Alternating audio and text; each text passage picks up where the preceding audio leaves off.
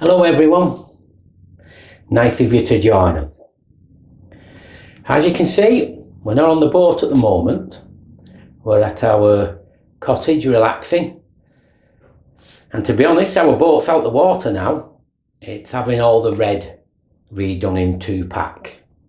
It's been done for 6 years and the red tends to fade, so that's all in hand. So we thought, well, we'll come and relax up at our cottage and have some walks in the glorious countryside, etc. But that's not what this video is about. This is something very, very important, which is not thought about too much by people, mainly because, should we say, they might not be knowledgeable about it. Some people know, some don't. And I'm talking about anodes. Now, what amazes me, and it's one of the reasons why I would, and it's no disrespect to anybody this, but it's one of the reasons why we would never go to Crick and look at boats and make decisions on boats, whether to buy one or not or anything like that. Because you need to see the important parts. And I've always stressed this. And it's your shell. But there's important things about a shell, what you have to look at. And you don't see all this, unless you look carefully and you know what you're looking for. But you don't see all this when you go and look at a nice shiny boat and you get taken in by the interiors instead of what the shell's like. No doubt at all. There's boats fitted out by companies on very much budget shells, which you can easily see, but you're paying a fortune for. No, it's not so bad if you're paying a cheap price. You know, you're buying a second-hand one and it's a project boat. But some of these new ones and some of the second-hand ones now are fetching monumental prices. And it does make you wonder, you know. So many people, this is why I've always found the favourite boat at shore, at Crick, useless. Because the people who are going having a look are looking at the interior and what it has. And that's not the important part. You know, there's far more important things. I won't go into too much detail about the actual shell, but I mean, you need to look at the shell, the shape of it, what's involved with it, how good the wells are, how good the curves are, is there any outstanding features. These are all the important things. The swim on the boat. I've talked about the swim many times and it's very important. So, what are we doing today? I'm going to talk about anodes. Now, that's a subject where people, or majority of people, think you have 2 anodes on the bow side and you have 2 anodes on the stern. It's a start and it seems to be the standard for boat builders, but it's not strictly the best setup. Things can happen to narrowboats depending on the quality of steel. You know, some steel now is getting to be quite inferior to what it was a while ago. And you've got to be careful with how you protect it. Now I'm going to talk about how the setup to stop your boat pitting. You know, particularly on the waterline. That's a bad spot to get narrowboat pitting. And again, it's to do with maintenance as well and understanding the corrosion, what can happen. Now, quite simply, if you're permanently, continually cruising, well, a galvanic isolator, you don't really need it. But if you're in a marina, you definitely need it because of stray electric currents, and that really, really affects the hull of the boat. That's one fact what you can't get round. But if I had if it was continually cruising, I'd still have a galvanic isolator fitted anyway for the time you might go in a marina or when you come to sell your boat and you want protection for other people. You know, that might be something what stops a sale because you've not got one. The other thing is cathodic protection. And that's where sacrificial anodes come into it on your boat. Doesn't matter where you were for this type of corrosion, it will happen if you've not got enough anodes. But there's other things what come into it as well. Now, I've looked at boating vlogs because I do watch a few, and I've seen some quite diabolical things regarding putting protection on a boat, and it's just a con, if I'm being honest. I've seen people have a boat, and I did a video about it, putting epoxy on after wet blasting, and all the rust is started, the mill scale and that is coming back on, and they're putting it on. There's no key, so they're just putting it on. If there's no key, which is done by grit blasting, it will come off in sheets eventually. It certainly will. It's not a good protection. It's not even, you might as well just put normal bitumen on than do that sort of thing, you know. And it will just cause the corrosion process to start even quicker. But that's just a few things to help out, which are quite standard. Bitumen is your bare minimum. We've not had bitumen on our last 2 boats because I think it just comes off with chemicals and scrapes off easy and all that. We've had our boat, we choose the method we have, because there's different methods. We chose to have grit blasted with a zinc coating and then a 2-pack epoxy on top. And as you will be able to see in some of the videos, our boat's 12 years, over 12 years old now. But if you look at the condition of the hull, it looks brand new. It's not got any form of pitting. And that's been in a marina as well. And that's because we've thought about the important parts, corrosion. Now it must be it's got to be, and it's got to be the most important, because if it corrodes away, you've got huge expense, it could sink, you know, anything could happen. You've got to look after it. I see so many boats with thick corrosion on the waterline. Quite clearly, they've never been out the water for years. And that's affecting things, and it becomes a big job. So, what's next? Well, I'm going to go into a bit of depth about anodes and where they should be and the effect it can have on your boat. The other thing is as well, what I'm going to talk about is a more standard narrowboat where they do taper in, the hull tapers in, but there's some boats where it's called like a Birmingham square, the parallel sides, and it might be a bit more difficult unless the anodes are recessed into the metal. Some are recessed back so they don't stick out. But I'll cover that later. So we'll make a start and see what you think.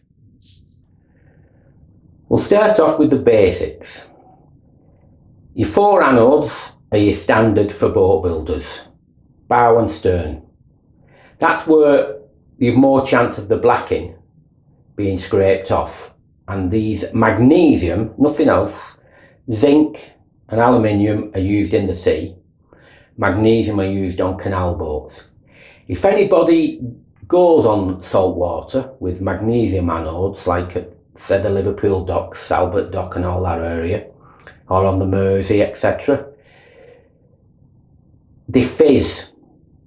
And if your boat's moored up, have a look at your anodes and you'll see them fizzing, because magnesium would corrode very quickly. Well, they do corrode very quickly in salt water. So they're only suitable for fresh water. Definitely are. They won't last 5 minutes in anything else. So that's just something. In this diagram, if you look, I'm trying to keep this as simple as possible for people to understand, that not just boaters, but people who are interested in watching. If our boat at 60 foot had just the anodes at the bow and stern, that actually means that we've got 28 foot of steel work what's not going to be protected from cathodic corrosion. It's just a fact. And that's where you'll see pitting.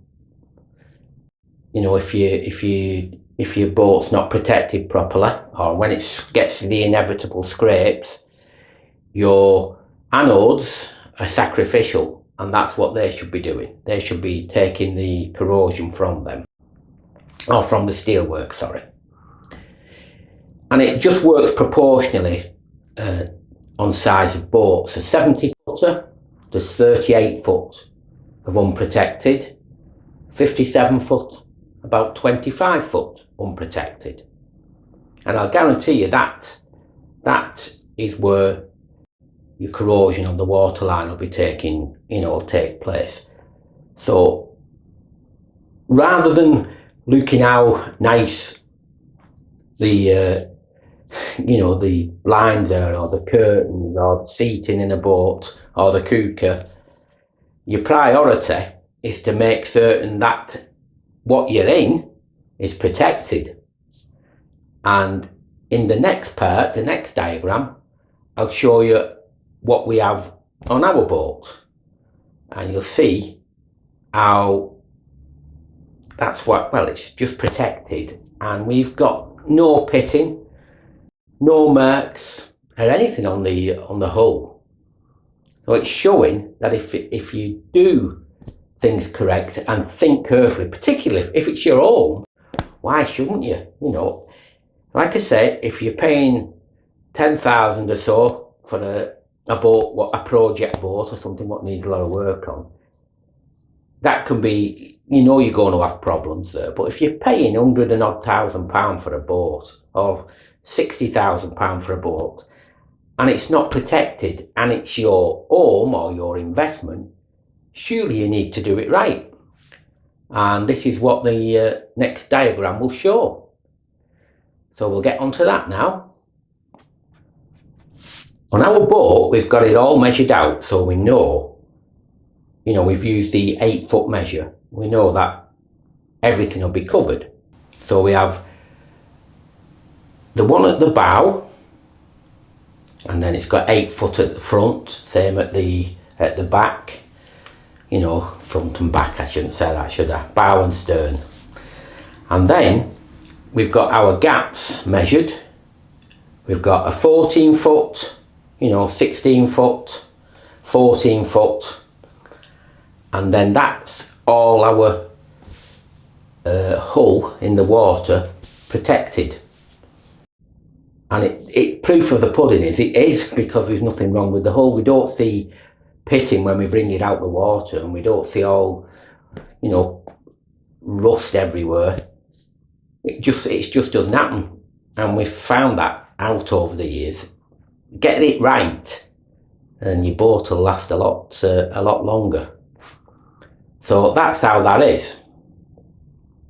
Now in the next diagram, which we'll show you, I'm just showing you for what we've got, the setup, because you can go a little bit wider, back to 16 foot in a couple of places.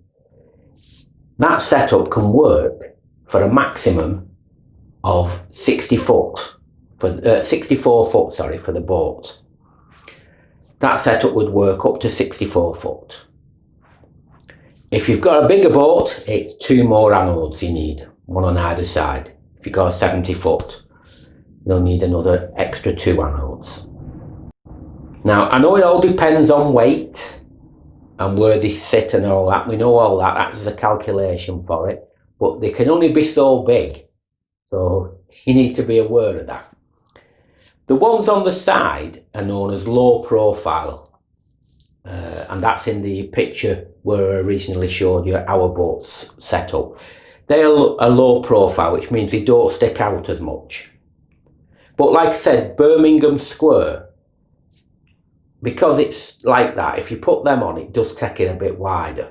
Birmingham Square is just a type of boat. Instead of it coming in, they just stay, the parallel, and that would make it a bit more awkward and would need work to recess them into the metal. So it'd be a massive job, that. Where on most boats, it's not a big job to get this done. So you get an idea what I'm trying to say. Now, all the time I've been showing you these, if you look at the diagram, there's a little piece, like a yellowy piece in a circle at the bow of the boat. And that is our bow thruster tube. Often neglected, this. But on the bow thruster tube, and I'll show you in the diagram as well, we have 3 anodes. They're not as big as what's on the hull sides, but they protect both the tube and the bow thruster. And we have 3 fitted to do that protection. And like I say, it's 12 years now and it's still very thick, that metal. If you don't have any protection in there, that's going to corrode before anything else. There's no doubt at all. So it's important, if you've got a bow thruster tube, not to forget that part as well. So if you get it right at the beginning, you know, before things go too far, then your boat's really protected. If you wait, it will deteriorate. I'll guarantee it will deteriorate more and more. I'll never understand why people don't concentrate on that part, you know, because your shell, your home, whatever, that's the most important part. Anything inside can be changed or altered if you want, you know. In the next video, or one coming ahead, not the next, a few ahead, I might talk a bit about the interiors, because it's been a bit of a, at the moment now, with price of materials, you can quite clearly see that people are paying a lot of money for boats with an interior fitted out. Well, the materials are a lot cheaper than what have been done like in our boat years ago. I'm not just saying it, it's a fact. You know, they don't use solid wood, and there's far more use of things brought in to the boat, pre-made. You know, chipboards, MDF, and there's a lot of boats fitted out exactly the same by different companies. But that's in a future video. But for now, I hope I've given you a basic understanding about protecting the main thing. You know, get your protection right on a narrowboat, on your hull, because anything under that water needs protecting. There's a few different methods for epoxy, you know, and zinc coatings. We have we had it grit blasted, zinc phosphate, 2-pack epoxy. You know, some have the zinc covered all round, and then the epoxy on top.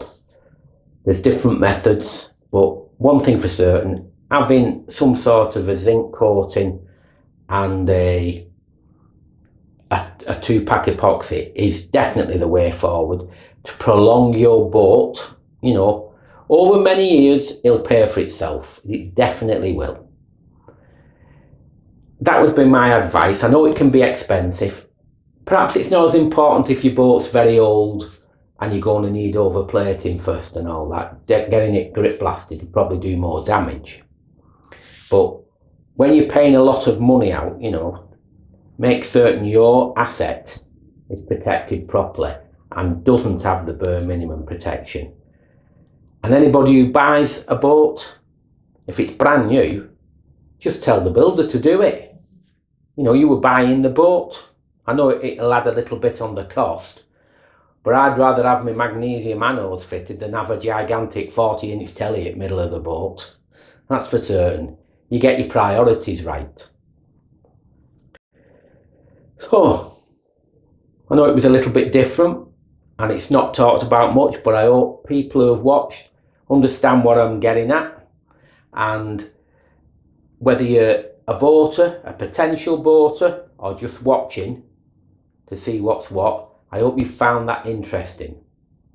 Because not everything's about turning the engine on and going cruising along on all the canals.